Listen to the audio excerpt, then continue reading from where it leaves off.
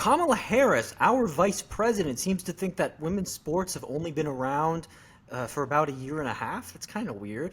For the first time in really history, a third-party candidate is getting unprecedented levels of support in the general election polls. His name's RFK, as we all know. We're going to talk a little bit about him. And as usual, radical feminists completely ignore reality and come up with nonsensical claims that we're going to laugh like hyenas at. We really are beyond the Rubicon. Welcome back to the show. Welcome back to the show. I'm I feel Chris like I Thomas. live beyond the Rubicon. I'm Chris Thomas. This is All Terry. right. We're back. Welcome back. We're going to start with Kamala Harris because she said some really out there stuff. She has a bunch of greatest hits. The yellow school bus. Um, AI is 2 words. AI is 2 words. It's 2 words. It means artificial intelligence. we've seen her talk about space. We've seen her talk about the yellow school bus. We've seen her do all kinds of stuff. This new claim, though, that Hmm. that women's sports and specifically the NCAA weren't really allowed to really exist until about a year and a half ago, 2022. That's a new claim. You'd think that somebody making such ridiculous claims would, at least maybe just hop on Google, see if they're right first. They don't do that, and her staff Use some doesn't of the do it. artificial intelligence. She's the artificial intelligence czar. Use it. Exactly. It Let's take really- a let's take a look at this ridiculous claim. Okay. Do you know, okay, a bit of a history lesson. Do you know that the women's teams were not allowed to have brackets until 2022? Think about that and talk about progress, better late than never, but progress and what that has done, because of course when, I had a bracket, it's not broken completely, but I won't talk about my bracket. But you know what?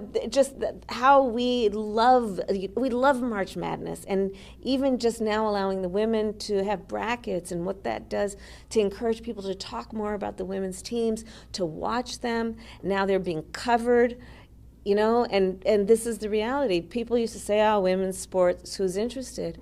Well, if you can't see it, you won't be. But when you see it, you realize, oh.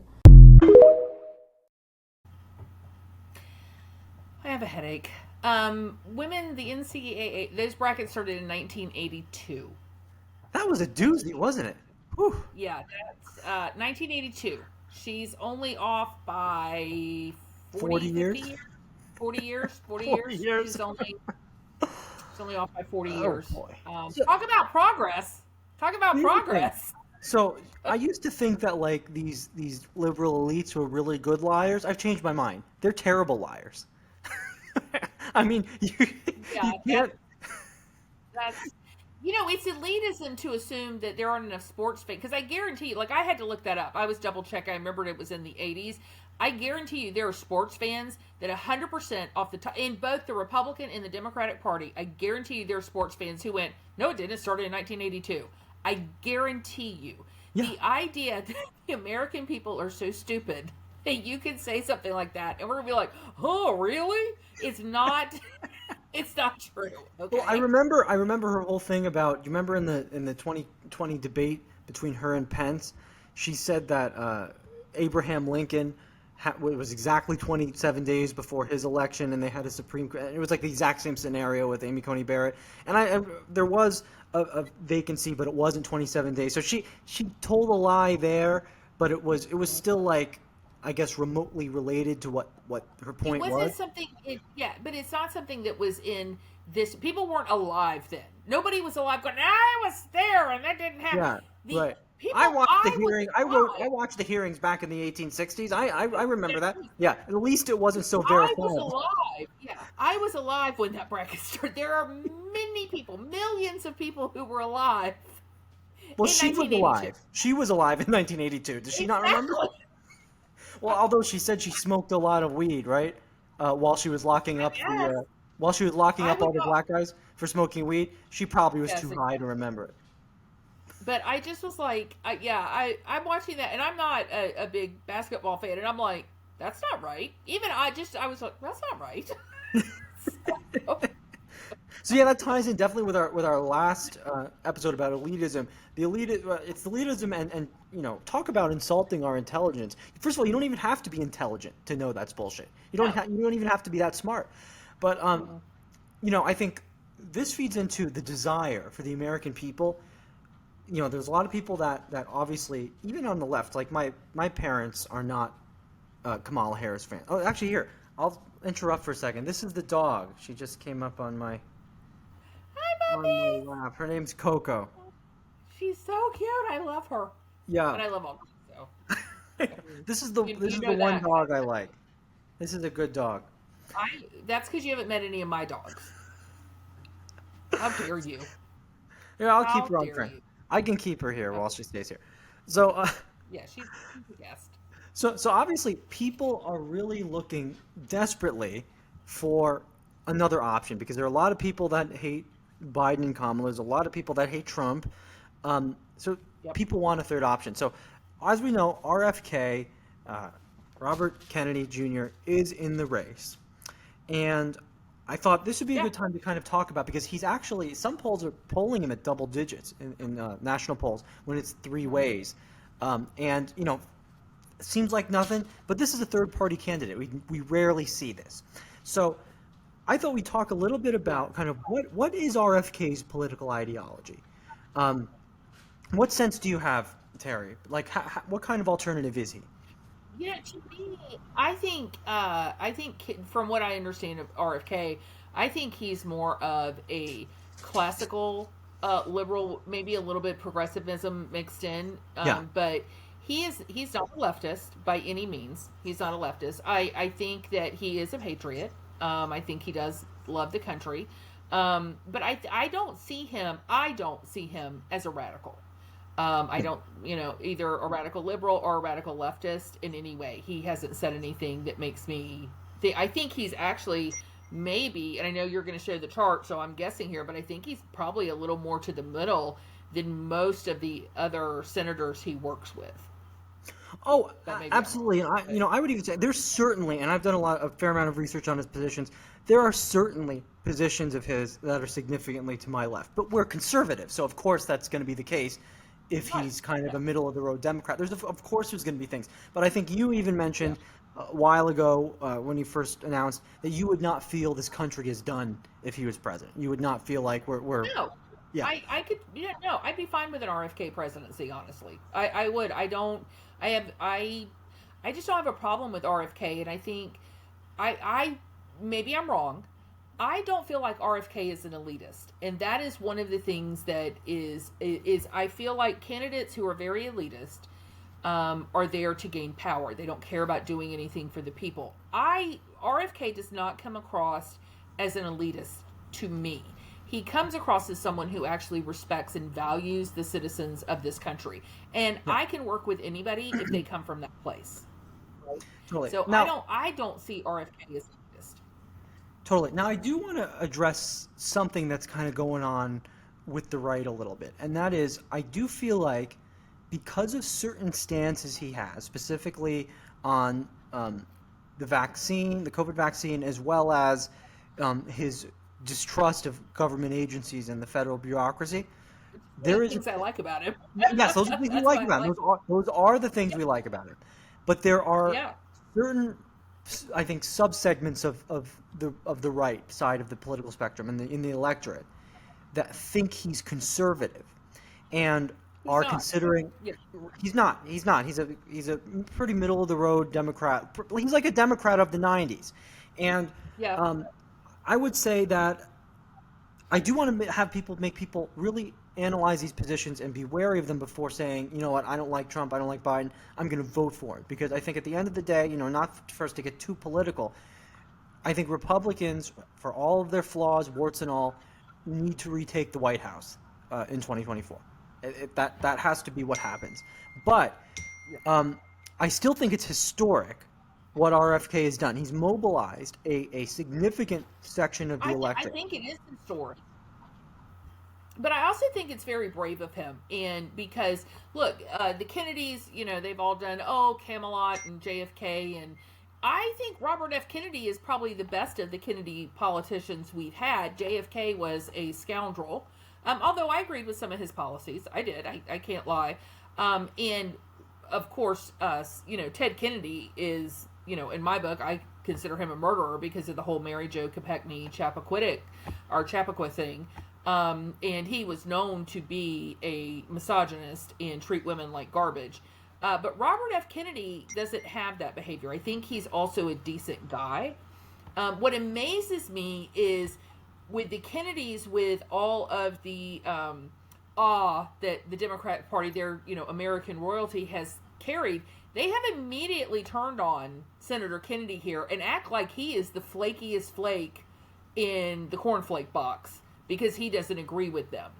And it takes a lot to stand up and go against your party, because they've gone after him. I mean, you've never heard anybody call him a crazy man, and now it's like he's wearing a tinfoil hat and marching down the street in a toga with a red thong showing underneath. They act like, because he's decided he doesn't think Biden is right for America, which a lot of people don't think. Even if they hate Trump, they don't think Biden's a good choice. And so but the way that they have turned on him, and he has been pictured as this absolute banana cakes lunatic. I'm like, and this is well, you elected him to the Senate and you've let him you guys didn't notice this before? Right? Yeah. I mean, here's the thing. You didn't set him out before you put him in office? Yeah, and I think it's his threatening of the elitist establishment that is drawing the ire from the left. Because if you look at his positions, I have this little guide up of his positions. He's a lib. He's very serious about climate change. He doesn't want to defund the police, so he's not radical, but he does want to do a lot of police reform. He isn't for erasing student debt, but he does want to push Congress to pass legislation to abolish interest on new and existing student loans, so that's still a progressive stance. He's moderate on the economy, foreign policy. To me, that's a reasonable progressive stance if you want to do something. Exactly. It's not Marxism. It's progressive, but it's not radical Marxist nonsense. He's moderate on abortion. He's pro-choice, but he's moderate on abortion. He's probably pro-life in his personal views because he's a Catholic. He's very condemning of Biden's handling of the border. He does want to increase legal immigration and give aid and for the processes there, but he wants to clean up and secure the border. So he's a pretty middle of the road liberal, not a leftist, but a liberal. But he is a threat to the two-party system itself, and I think that's what people are understanding, and that Thank God.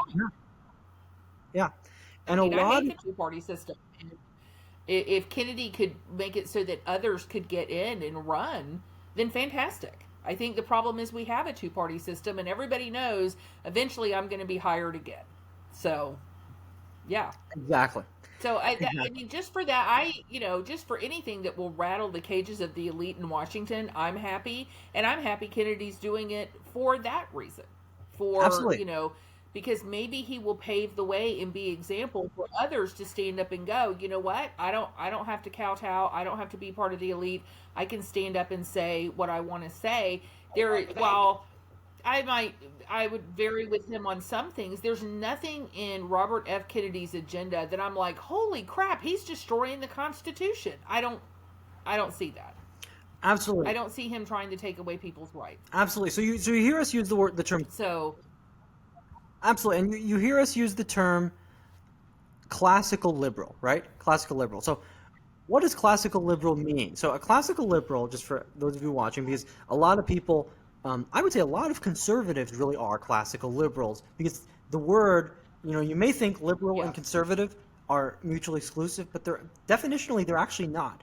You can be a conservative, you can be a constitutional conservative, you can even be a social conservative, but have a classically liberal view of society and politics. It's not mutually exclusive. So a classical liberalism is a political tradition and a branch of liberalism that advocates free market and laissez-faire economics, which is traditionally what the right wing of politics advocates for, and civil liberties under the rule of law, with special emphasis on individual autonomy, limited government, economic freedom, political freedom and freedom of speech.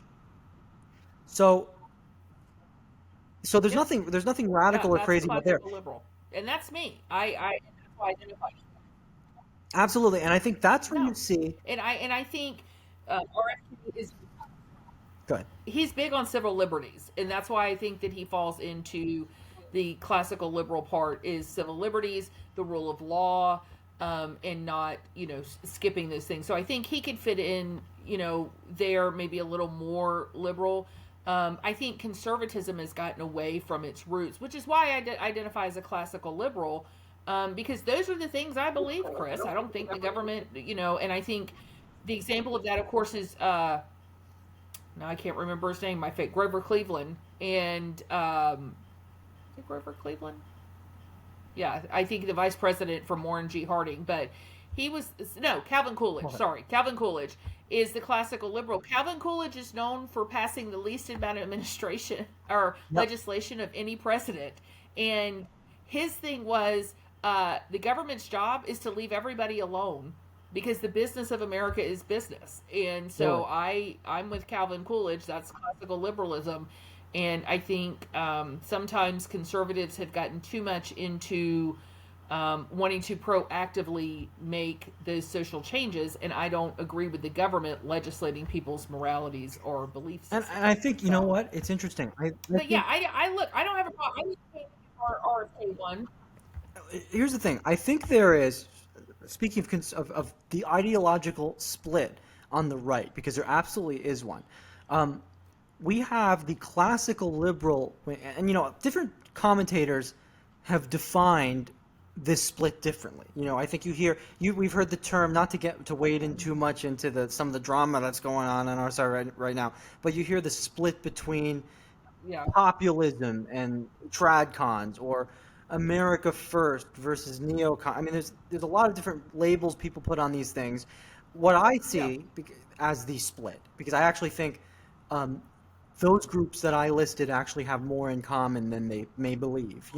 People say that neocons should be thrown out of them. Neocons have probably 70 to 80% of the same views as America First conservatives, but they differ some on foreign policy. Yeah.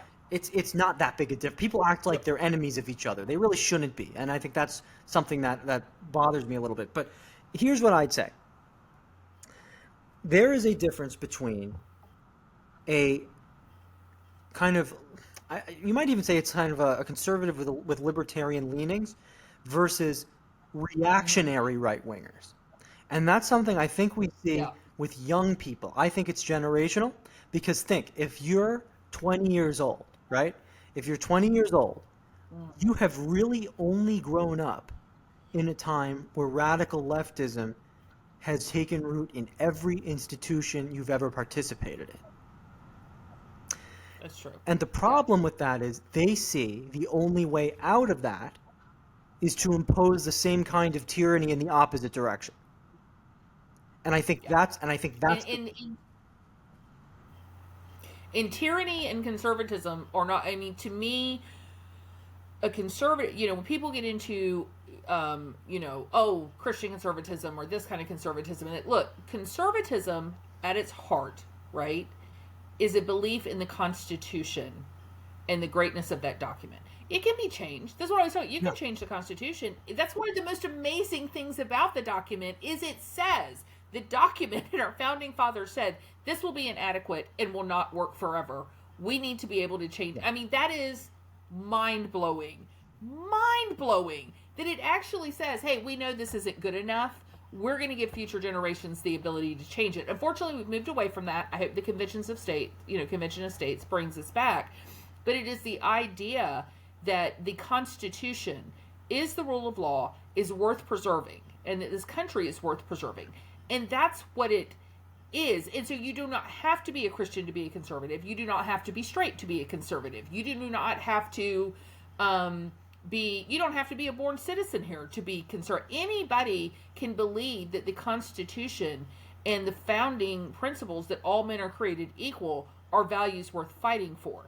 That's conservatism. Well, all that other stuff is just stuff people tap. But here's the problem, I think, and I think this is where there's a disconnect, is people have conflated people. So you're saying that the belief, what your principles are in terms of the process of getting things done, is more indicative of liberal or conservative versus the outcome. You have a lot of people who are younger, these younger kind of reactionary right wingers, and they really believe that it's not about big government or small government or the role of government. It's just about the outcome, the social policy outcome. Which outcome Yeah. do you advocate for? That is a measure of how conservative you are. And so I think that's where you're seeing the divide. Yeah, but the thing is, government is not. So again, if we go back to classical liberalism, the goal of government is not to set all social policy, right? I mean that you can't make people. Social policy is something people have to believe in and embrace, and you have to live. You cannot legislate a man's thoughts and his heart. You can make racism illegal. That will not stop racism, right? People are going to be racist. You can outlaw misogyny. Men will still be misogynist, right? You cannot stop those things. And so social policy of these, and this is where you come in with now people want to ban speech, is somehow I'm going to be able to control what people think or feel by some type of legislation, and you're not. The way to do that is through education and growth and learning and allowing society. It's slow, but allowing it to evolve and grow and people getting to know each other. You change hearts and minds by how you get to know people. And so this idea that we're fighting over social policy, you're never going to make somebody who is pro-abortion believe, well, you might could, but you're not going to pass a law and then go, oh, abortion is wrong. They're still going to believe abortion is right. And you're not going to make someone who believe abortion is wrong, you're not going to pass a law and then go, oh, now it's right. That's social policy that you're trying to do, and you're never going to change minds through that. So why conservatives have become focused on social policy, I get it as a reaction, but that's not conservatism. That's not, we're not trying to build the great society. That's what communists and fascists and socialists do, is they want to construct and be architects of society. Classical liberalism, conservatism that was born out of that, is the idea again of individual autonomy. Totally. Right? Here's my thing, And and I totally agree with you. And I think and accountability, individual accountability. totally, and my worry is, and I do blame the radical left for this, because I feel like the big government leftists have created big government conservatives as a reactionary bloc. And I think, and that's usually always in terms of modern political history, the term big government conservative is kind of an oxymoron, right? Conservatives don't believe in big, It should be. right? Conservatives Yes. tended, and in principle, we're not supposed to believe in big, and didn't believe in big government. But now I feel like we have a reactionary bloc of the right, which are, I'll call it, that's the term I'm coining, they're big government conservatives. And Yeah, I understand it as a reaction, but I also think, Chris, that part of it has been conservatives are not as loud. That's one of the problems, is we don't want to be bothered and engaged with government because we don't like the government, because we don't want them in our lives. But I also think this goes back to what we talked about on our last, is that we have people in Washington who want power, right? And so I can say I'm a conservative. I can try and get people to win them over, and then they think that I'm the savior. And so I think that the people in Washington have fed into this idea that the federal government is still the answer, right? That you just need a big government of conservatives. But I think that feeds into the idea of people in Washington having power. So I think that people used it. I can't totally blame the left for it, because I think people who, in the Republican Party, I'm not going to say conservatives, but saw this as an opportunity to go, oh, well, we have to do this, because if we don't do it, look what they're going to do. Yeah. Instead of fighting back and saying, we have a constitution here that can stop this. Oh, we don't have a choice. We have to be big government. We have to do it. It's the only way to fight.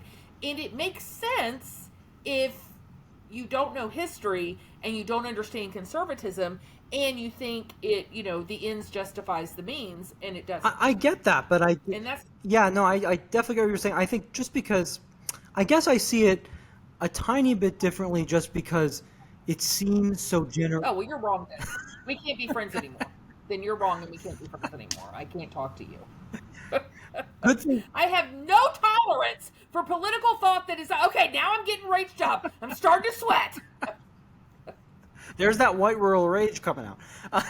There's my right rural rage. You brought it out disagreeing with me. How dare you? No, but Sorry, I go agree. ahead. I agree with actually a lot of what you said. I think I just see it as so generational because whenever I see these really think- riled up reactionary people, they're usually Gen Xers and young millennials. Sorry, not Gen Xers, Gen Zers. No, which is the youngest one? Gen Z. Gen Zers and young millennials. I usually don't see 50 and 60-year-olds in this reactionary right-wing group. For example, Yeah. I will say, like, we've mentioned, I think offline, Nick Fuentes, this radical right-winger who wants more of an authoritarian theocracy. And Yeah. all of his followers are like college age. None of them are old people. So it's something, and so, But you have to remember, yeah. I think the other thing, Chris, is the generation young millennials and Generation Z have never not known big government, right? Like by the time That's they've true. come along and big government has been way more That's even a in my great- lifetime, the expanse of it, the involvement. So it's easy to accept something that you think has always been. That's a right? great point. And So, I think they've never known anything else. right, so they're not thinking, let's shrink government. They're thinking, like you said, replace everybody existing with somebody on the right. Right. Exactly. So, And yeah, because the idea of shrinking government is not something, unfortunately, that has lost its place in the conversation of government, and it's something that Republicans in the 80s used to really talk about. They didn't do it, of course, but they talked about it. But we don't talk about it now. Now it's just we have to have a better, bigger form of government than the left's bigger form of government. and I will say, So, for all of his flaws, the one Republican candidate who was really talking about that was Vivek, Yeah. shrinking government. So, I do hope that element of conservatism will remain. So I want to move on from this conversation. We're talking about conservatives a lot of conservative clamor here. That the conservative movement has changed, but conversely, Yes. the liberals or the leftists seem to think that nothing has changed. That's true. So That's true. we're apparently as bad off as we were under Jim Crow or worse. Nothing's gotten better. Women are slaves, and we live in a patriarchy. So we took to the interwebs, and we looked at. Let's see, what are people saying about this? What are some solutions? And Terry, what did you find in your quest? I found this person on TikTok, and I got to tell you, I think she solved her own problem. I think she solved some big problems. So, the first video is her talking about what the problem is. I don't think she's put this together, but I put it together for her, so I want to make sure she gets credit. So let's watch her first video. We don't have to watch the whole thing, Yep. but she states the problem early on. So let's see what she identifies as the problem. Hey dude, who controls the systems in which you think you're being oppressed by? Is it men? Are men controlling those systems that you are being oppressed by? Maybe talk to men that are controlling those systems, who set up those systems. So the problem is, she stated it, men are controlling the systems that oppress everybody, right? This person was talking about the prison system, which our prison system is corrupt. Our justice system is corrupt. It needs to be cleaned up. I don't know how anybody can argue that it's not. But she was talking about, so she's clearly stated the problem is men are controlling these systems and they're corrupt as part of the patriarchy. Now, she did this video, and this is where it dawned on me. She's come up with her own solution. She's come up with how to fix this. So let's watch what I think. I don't know if she realized it, but I realized it immediately as a quick fix to all of our problems. I'm excited. You're dying for this answer because you think it's a big gotcha moment. It's not. A woman is anyone who says she's a woman. Ta-da! Woman is a gender construct. Any man who says that he's a woman is a woman, right? A woman is anybody who says they are. So What we need to do is all these guys who are in the patriarchy, who are oppressing women, we just need to get them to say they're women, and they'll be women. No more patriarchy. Gone. Patriarchy gone. I have wiped it out in a matter of minutes. Problem solved. Boom. You're welcome. And you know what? I think Completely. And we all know that women do not suffer from corruption the way that men do. So if we just get these guys to say they're a woman, then there's no more corruption, there's no more patriarchy, there's no more oppression, and the country is all better. I don't if we want the first woman president, then let's just have Biden say right now he's a woman. Boom, a woman is president. you could probably tell him to say that. I don't- Yeah, and he'll come out and say it. I just feel like this is a brilliant idea, and I don't understand why we've overlooked it. That's what I don't Yeah. get. Yeah. That's what I don't understand. No, I agree with you. Is I agree with you. If the issue is that men are corrupt and oppressive and misogynistic, then if they can just say they're a woman and then they will become a woman, then they are a woman. They are a woman. That's what she said. A woman is anybody who says they are. Then they will immediately not be misogynistic. They will immediately not be corrupt. They will immediately stop oppressing people. And the country will be in a better place. So I am starting a petition to have all men in power say they're women, so that women will be running this You know country. what I was just thinking we should do? Boom. And this would actually be, I actually would consider doing this. We should put out a petition that's called End the Patriarchy, Elect Our First Woman President. And it's basically, so that's the title, and it'll get all the attention from the feminists. Yeah. And then it basically is calling on Biden to change his pronouns to she, her. Yeah, because if he says he's a woman, he's Then a bam, we have our first woman president, and the patriarchy is gone because female the most powerful woman. person, Patriarchy is exactly, because the most powerful person in America will be a woman. gone. Yes. All these judges who don't understand domestic violence that are men, they just need to say they're women.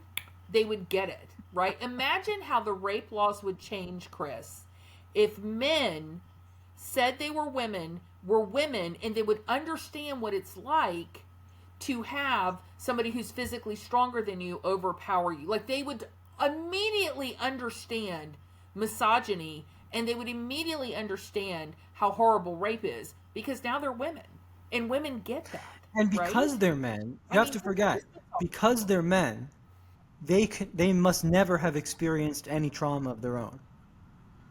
No. Men don't experience trauma. Also, I want you to think about this. I know that feminists strongly believe there is a pay gap in this country, but if we made all the men in corporate America, if all of them said they were women, imagine how much more they would pay women. Pay gap solved. I mean, it doesn't exist, but solved completely. If you just had Jamie Dimon be like, I'm a woman, imagine how far women would go in change. I mean, half the people who run the company are female. I'll single go a step managers, what I further. was thinking. I'll go a step further. I'm just saying. I'll go a step further. For the radical feminists that actually want female supremacy, there's another step. All the men have to identify as women, and if all the women identify as men, then women have an unfair pay gap above men. Just like that. Oh my God, mind blown. Mind blown. Now, That's all it. all the feminists will be making less, but at least they can say there's a pay gap. Yeah, but it's okay though, because they're men and they deserve that, so it's okay.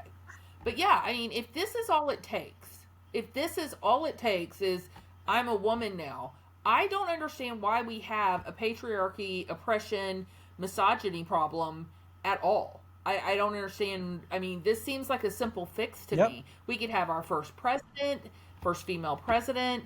We could have entire female football teams in the NFL. We could have the first female NFL football team right now if we just pick a team and be like, guys, we need you to take one for the team. And they're like, yeah, we're women. And then they are. See, And see then they Terry, are, we're right? more. Chris, we can do away with prostate cancer. If every man would just say, I'm a woman, no more prostate cancer. None. Because they're women and women don't get prostate See, Terry, cancer. We've just cured a disease, Chris. We have cured cancer. Prostate cancer, right here on this podcast. Ta-da! See, Taylor, we Ta-da! are more than a podcast. We are problem solvers, and we are saving America. It's true. Exactly. Well, I've just cured prostate cancer. So Right what do we? there. Let's just I've also recap before we close. We've solved the gender pay gap. We've solved cured that. prostate cancer.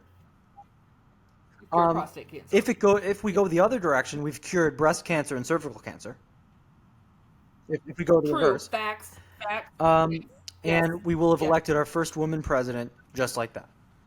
Yeah, we'll have our first female NFL first female NFL team. We can do that, right? We could even have NBA. We could have our first female NBA basketball team, right? So I mean, this is a genius idea.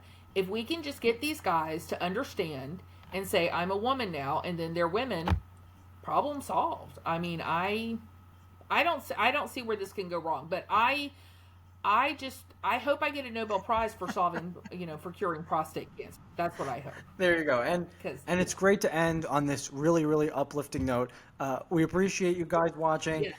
You're watching Beyond the Rubicon. Thanks for tuning in.